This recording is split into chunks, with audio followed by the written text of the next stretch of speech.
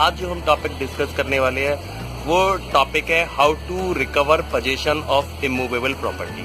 बहुत सारी मीन्स जो अचल संपत्ति होती है उसका कब्जा हम कैसे प्राप्त करें। तो इसके लिए जो रेमेडीज है वो रेमेडीज क्या है और हम कब्जा कैसे प्राप्त कर सकते हैं। तो as a being a law student अगर लॉ की बात करें तो इसका प्रोविजन दिया है स्पेसिफिकली। एक एक्ट है हमारे यहाँ जिसे बोलते हैं specific relief act. Specific relief act के सेक्शन 5 और सेक्शन 6 में रिकवरी ऑफ इमूवेबल प्रॉपर्टी है। हमारे यहाँ एक बड़ा स्पेसिफिक लॉ है कि जो भी जिस व्यक्ति की संपत्ति है वो अपनी संपत्ति की हर प्रकार से रक्षा कर सकता है। संपत्ति है उसकी, अगर कोई व्यक्ति उसकी संपत्ति पे ट्रेस पास करे तो वो ट्रेस पास का केस कर सकता है। ठीक है, उस आपकी संपत्ति पर वो थ्रेट दे आपको डिस्पोजेस करने के लिए तो इंजंक्शन का सूट कर सकता है। लेकिन एक बार जब कब्जा चला गया तो क्या होगा?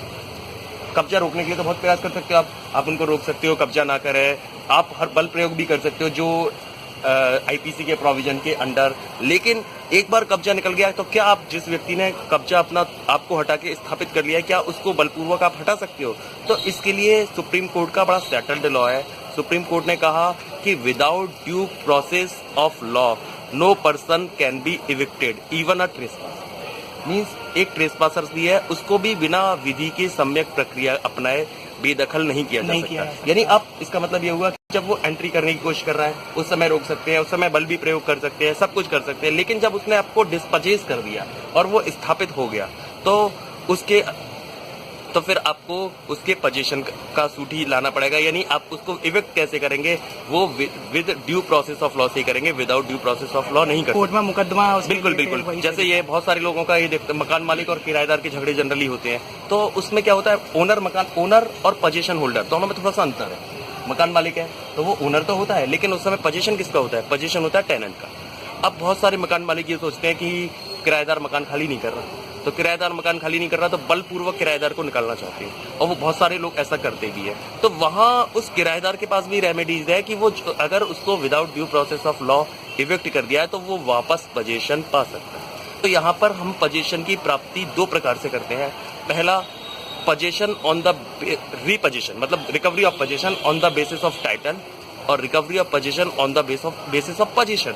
मीन्स अगर हम मालिक थे और हमें बेदखल कर दिया गया तो हम पोजीशन कैसे प्राप्त करेंगे? दूसरी कंडीशन है जहां हम मालिक नहीं है लेकिन हमारा लॉफुल पोजीशन था और हमें without due process of law evict कर दिया तो हम पोजीशन कैसे प्राप्त करेंगे? तो इन दोनों प्रोविजंस की रेमेडी दी है, वो दी है सेक्शन 5 और सेक्शन 6 स्पेसिफिक रिलीफ एक्ट। जो सेक्शन 5 बात करता है वो है on the basis of title के बेस पे कब्जा कैसे प्राप्त करें। तो टाइटल होता है ओनरशिप का प्रूफ, यानी ओनरशिप, जो ओनर है वो सेक्शन 5 में कब्जे की प्राप्ति कर सकता है। लेकिन सेक्शन 5 में कोई प्रोविजन मेंशन नहीं है, कोई प्रोसीजर मेंशन नहीं है। सेक्शन 5 में उन्होंने स्पेसिफिकली बोला है कि जो भी व्यक्ति टाइटल के बेस पे कब्जा प्राप्त करना चाहता है वो सीपीसी में के प्रोविजन के अकॉर्डिंगली कब्जा प्राप्त कर सकता है।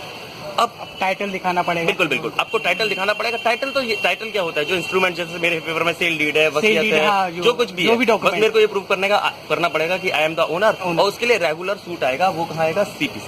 सीपीसी के जो प्रोविजन है और कितना साल तक आ सकता है। तो इसके लिए भी एक मेन चीज है कि जो भी सूट इसका कब्जे का दावा आएगा वो विद इन 12 ईयर आना चाहिए, यानी 12 साल तक। जिस दिन आप डिस्पोजेस, मतलब आपको डिस्पोजेस किया, तो अगर आप 12 ईयर तक सूट नहीं लाए तो फिर आपका जो सूट लाने का टाइम है वो टाइम बार्ड हो जाएगा। आपकी प्ली होगी वो टाइम बार्ड हो जाएगी और टाइम बार्ड प्ली अलाउड नहीं होती।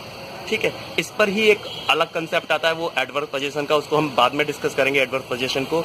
अब दूसरी आती है कि किसी लॉफुल ऑक्यूपायर का मतलब ये होता है कि जो ऑक्यूपेशन में तो है लेकिन जो ओनर नहीं है। सपोज करिए मैं ओनर हूं, मैंने हरीश जी को लीज पर दिया या रेंट पर दिया, कोई प्रॉपर्टी दे दी। अब हरीश जी से मैं कह रहा हूं कि भैया खाली कर दो। हरीश जी कह रहे हैं मैं क्यों खाली करूं? मैं एक दिन रात को आता हूं और इनका दरवाजा खोल के सारा सामान वगैरह बाहर निकाल देता हूं। अब दिक्कत क्या है, मैंने जो इनको इविक्ट किया वो without due process of law किया, क्योंकि कानून का प्रोसीजर बड़ा सिंपल है। अगर टीनेंट है तो आप लॉफुल लैंडलॉर्ड और टीनेंट के मुकदमे फाइल होते हैं, एविक्शन का सूट फाइल करिए तो एविक्ट कीजिए। लाइसेंस है तो या लीज है तो वो टर्मिनेट कीजिए, उसके बाद सूट फाइल करिए तब एविक्ट कीजिए, या उनकी कंसेंट से इविक्ट कीजिए। अगर विदाउट कंसेंट और without due process of law इनको इविक्ट किया है तो इनको भी राइट है। भले ही मैं ओनर हूँ और मैंने कब्जा प्राप्त कर लिया है तो ओनर के अगेंस्ट भी राइट होता है, ये मेरे अगेंस्ट भी कब्जा प्राप्त कर सकते हैं। तो इसकी जो रेमेडीज दी है वो दी है सेक्शन 6 स्पेसिफिक रिलीफ एक्ट, लेकिन इसका प्रोविजन बहुत थोड़ा नैरो है। पहली बात, ये सूट कितने टाइम आएगा, तो ये सूट का टाइम लिमिट वहां तो 12 साल थी on the basis of title, यहाँ पर मात्र 6 महीने। विद इन 6 मंथ्स आपको सूट लाना पड़ेगा, क्योंकि यहाँ आप ओनर नहीं है, ओनर तो मैं हूँ, मैंने इनको डिस्पोजेस कर दिया, तो ये विद इन 6 मंथ सूट लाना पड़ेगा कि मुझे without due process of law evict किया है, मुझे इविक्शन मतलब मुझे पोजीशन दोबारा प्रोवाइड कराया जाए। फिर उसके बाद इनको मिल गया तो इसका मतलब ये नहीं है कि इनका ही रहेगा, मैं ड्यू प्रोसेस ऑफ लॉ से इनको वापस से इविक्ट कर सकता हूँ, क्योंकि मैंने पहली बार इनको without due process of law किया। पहली चीज, सूट विद इन 6 मंथ आना चाहिए। दूसरी चीज है, इसका प्रोसीजर सीपीसी में नहीं है, इसका प्रोसीजर ऑलरेडी सेक्शन 6 में ही दिया है कि ये जो सूट होगा समरी सूट होगा, समरी सूट संक्षिप्त विचारण होगा इसका। दूसरा, ये सूट गवर्नमेंट के अगेंस्ट नहीं आएगा, ये बड़ी इंपॉर्टेंट चीज है। पहला 6 मंथ में आ जाना चाहिए। अगर गवर्नमेंट इविक्ट कर देती है, गवर्नमेंट ने सब उसका ये हटा दिया, गवर्नमेंट आपने देखा होगा एनक्रोचमेंट कर लेते हैं लोग, उनको हटा देते हैं, अतिक्रमण हटाओ अभियान चलते हैं, तो गवर्नमेंट के अगेंस्ट सेक्शन 6 का सूट लाई नहीं करता है, सेकेंडली। और थर्डली चीज, इस सूट में जो भी ऑर्डर होगा, जो भी जजमेंट होगा, उसके अगेंस्ट कोई अपील और रिव्यू नहीं होगा। That judgement is binding, final, बिल्कुल फाइनल। हालांकि रिवीजन हो सकता है, क्योंकि रिवीजन यानी सेक्शन 6 में प्रोवाइड नहीं है, वहां दिया है अपील नहीं होगी और रिव्यू नहीं होगा, तो इसका मतलब रिवीजन नहीं है, तो रिवीजन लाई कर सकते हैं। तो ये दोनों चीजों में इस अंतर है।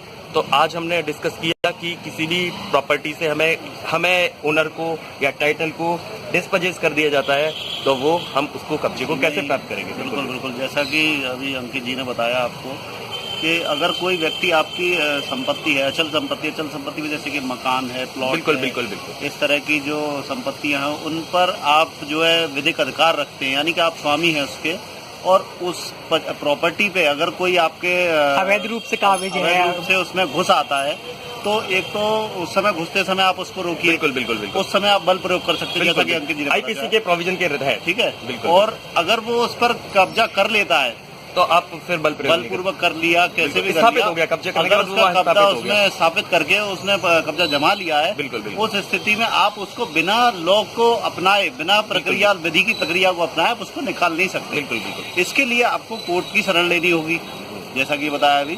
तो उसका जो प्रावधान है, जो स्पेसिफिक रिलीफ एक्ट में सेक्शन 5 में बताया कि उसमें जा सकते हैं 12 साल।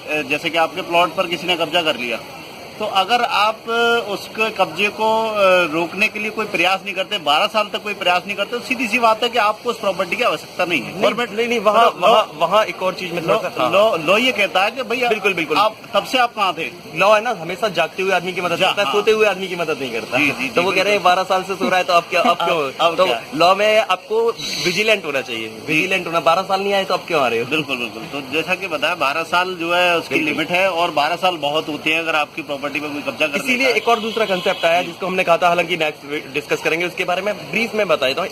एक थ्योरी और होती है, हालांकि वो उसके लिए कोई स्पेसिफिक लॉ नहीं है, वो थ्योरी है एडवर्स पोजीशन की, और ये प्ली हमेशा डिफेंडेंट को मिलती है। अगर कोई 12 साल से ज्यादा समय से कोई property as a owner hold कर रहा है, एज अ ओनर, बड़ी इंपॉर्टेंट चीज है, तो वो प्रॉपर्टी पर उसका एडवर्स पोजीशन हो जाता है।